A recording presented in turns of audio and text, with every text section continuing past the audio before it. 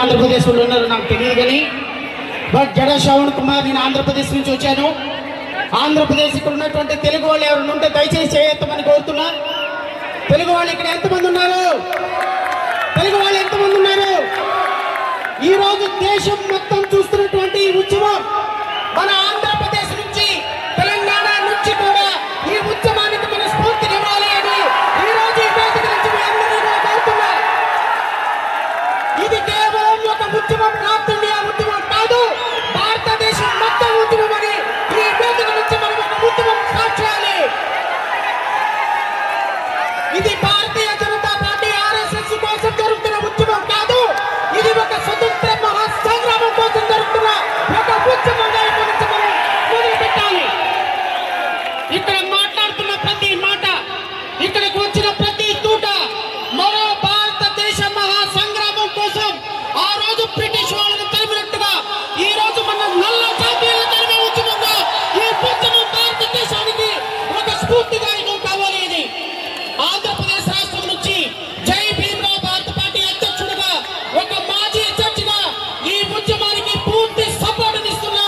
ఇది భారతదేశంలో నీటి ఉద్యమం, ఒక నీటి ఉద్యమం కోసం, ఎగ్జామ్ కోసం జరుగుతున్న ఉద్యమం కాదు. గత 5 సంవత్సరాలలో 95 మంది మన అక్కలని అన్నల్ని పోగొట్టుకున్న ఉద్యమానికి స్ఫూర్తి ఈ ఉద్యమం.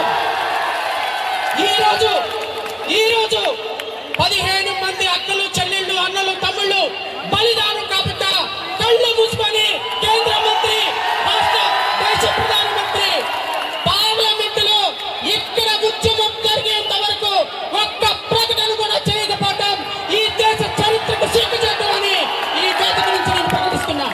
ఇక్కడ జరిగిన ప్రతి ఉద్యమానికి, ఇక్కడ ఉన్న ప్రతి వ్యక్తికి పాదాభివందనం చేస్తూ I salute to entire the country and youth of this country. I am also expressing my sincere gratitude to the each and every student who are presented here and on the dais and off the dais. Thank you so much. ఈ ఉద్యమం నిరంతరం కొనసాగుతుంది.